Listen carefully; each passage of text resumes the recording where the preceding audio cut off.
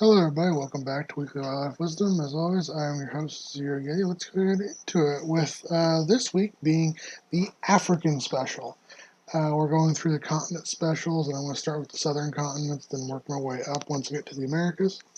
And Africa was next on the list. So let's go ahead and start this week with the first African animal being the Nile crocodile, which is a large crocodilian native to freshwater habitats throughout Madagascar and mainland Africa, where it is present in 26 countries.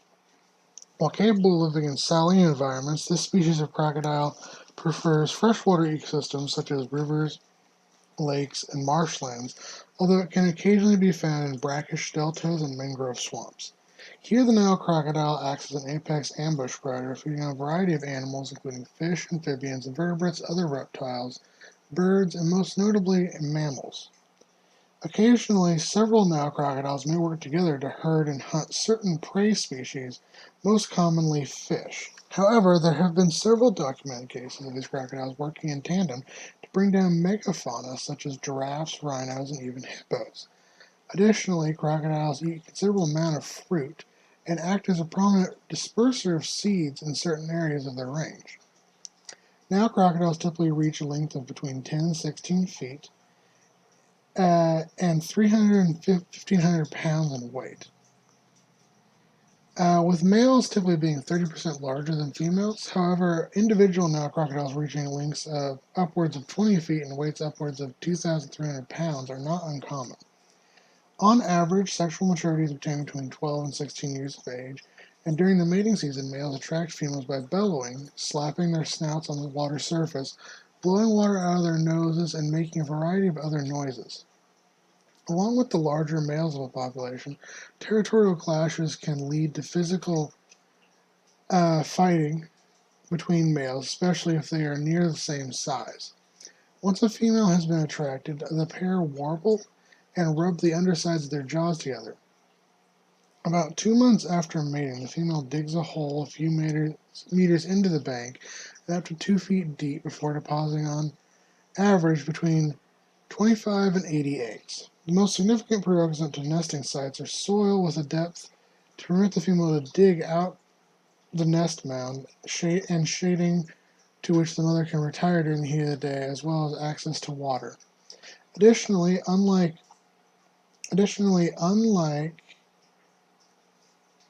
most other modern crocodilians, female Nile crocodiles bury their eggs in the sand and soil rather than incubating them with rotting vegetation.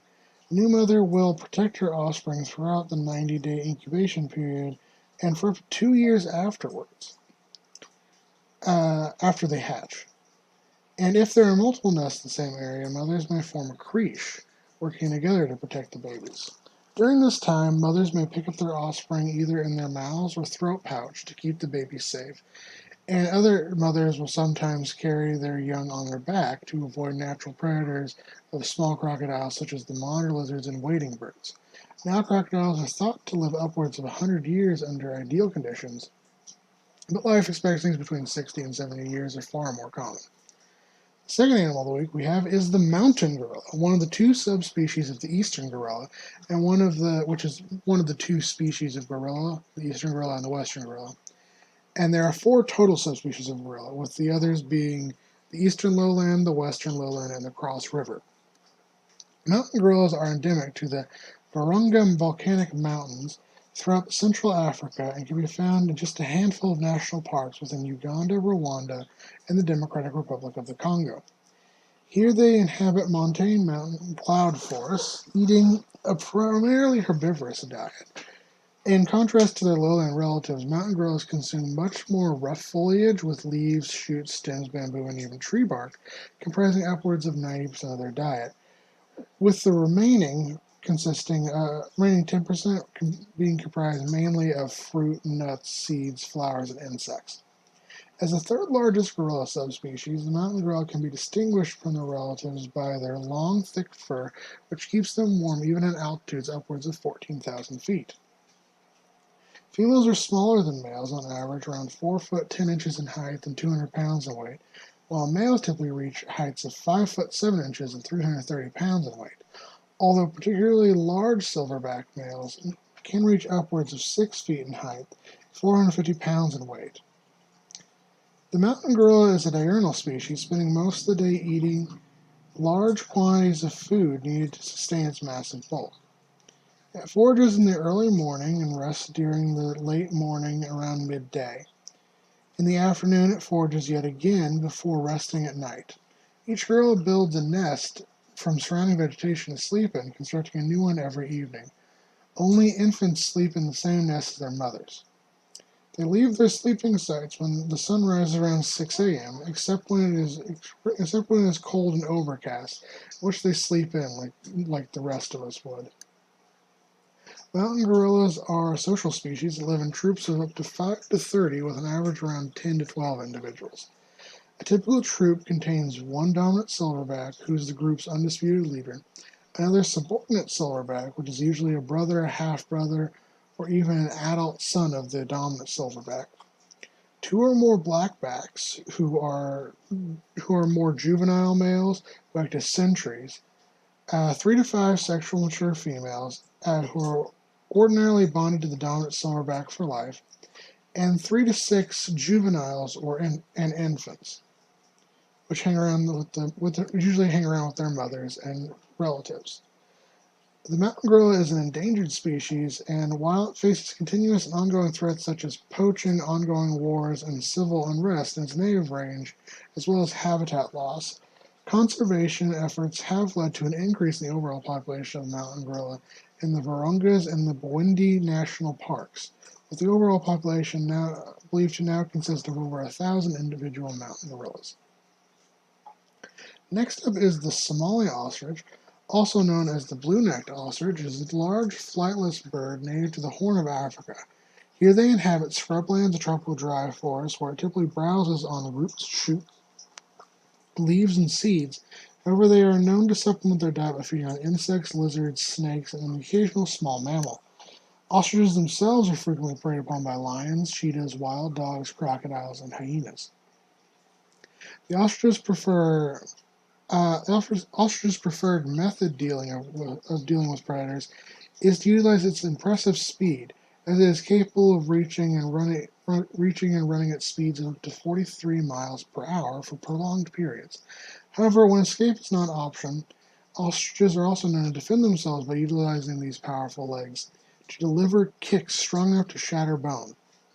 Standing between 6 and 9 feet tall and weighing between 200 and 300 pounds, the Somali ostrich is the second largest living bird on Earth after the common ostrich, and can be differentiated from their common cousins by the skin along their neck, heads, legs, and feet being gray and blue rather than pink and red. Male Somali ostriches typically sport dark black plumage with white accents along the tips of the wings and tail. In contrast, females sport lighter brown feathers. Typically living in flocks between 5 and 100 individuals led by dominant females, Somali ostriches become sexually mature when they are 2 to 4 years old and can live upwards of 60 years. The mating season begins in March or April and ends in early September, during which time males will build a large nest and then perform a series of ornate dances to attract a mate. If a female deems his efforts satisfactory, she will approach and run circles around him several times before laying it down in front of him to mate, after which she will deposit several eggs into his nest. This process is often repeated with several females, leading to a single male guarding a nest of upwards of 20 eggs. The eggs are incubated by females by day and by males at night for a period of between 35 and 45 days in total. After hatching, it is typically the male that defends the babies and teaches them to feed, although males and females cooperate in rearing chicks. Next up is the African leopard, which is the dominant subspecies of the leopard, and is native to many countries in Africa. Here it inhabits a wide variety of habitats, from mountains to dry forests to rainforests, to scrublands and savannas, excluding only extremely sandy desert areas. Known for being highly adaptable, typically nocturnal ambush predators, African leopards are documented to feed upon at least 92 prey species, including rodents, birds, various reptiles, small and large antelopes, giraffes, hyraxes, hares, bovines, mongooses, hogs, zebras, jackals, arthropods, primates, pangolins, and porcupines. The African leopard exhibits a great variation in coat color depending on location and habitat. Coat color varies from pale yellow to deep gold or tawny, sometimes even flat black. These are typically called panthers. Although they are not the only type of black panther, as other cat species, most notably the jaguar and the mountain lion, can also have fully melanistic coat patterns and are thus called panthers. Even if they are flat black, they will still sport the typical rosettes along the entire body. With the head, lower limbs, and belly are often dotted with solid black spots, while the rest of the body has the rosettes that are not completely solid. Male leopards are larger than females, averaging around 27 inches tall at the shoulder and measuring 46 feet in length and 130 pounds in weight, with 212 pounds being the maximum weight ever recorded. In contrast, the females average around 22 to 25 inches tall at the shoulder and weigh between 77 and 88 pounds on average. The leopard is a solitary and territorial animal, with adults associating only in mating season. After between 90 and 105-day pregnancy, females give birth between 2 and 4 cubs, which will remain with the mother for roughly a year. Even after separation from the mothers, babies will often continue to interact with their parents and each other, even after weaning, and have been observed sharing kills with each other when they cannot obtain any prey on their own. The average typical lifespan of a leopard is between 12 and 17 years, with the oldest individual ever recorded having reached the ripe old age of 24. Next up is the ornate bichir, also known as the dinosaur eel. It is a bony fish native to Lake Tanganyika and the Congo River basin throughout Central and East Africa. This up to 24-inch long fish is an extremely hardy species that can adapt to a wide range of environments, but typically prefers shallow, slow-moving waters with a soft substrate in which they can bury themselves. A nocturnal species, the ornate bichir often spends its day buried in the substrate or hiding under rocks, driftwood, or amongst plants. And it's only after night falls does it emerge to hunt using its ampullae of Lorenzini to detect potential prey in the darkness, such as crustaceans, worms, insects, and small fish, by sensing their electrical impulses. Ornate bichirs have long cylindrical bodies which sport a series of spiny dorsal fins on the top of their backs, which are around halfway down the spine. These dorsal finlets continue right to their tail, which fans out to create a wider surface area that they utilize this powerful tail in conjunction with their large pectoral fins for maximized propulsion through the water column, which enables them to jump considerable distances. At the front of their heads, they have two small tentacle-like extensions on their nose that make it easier for them to smell and navigate in low-visibility water.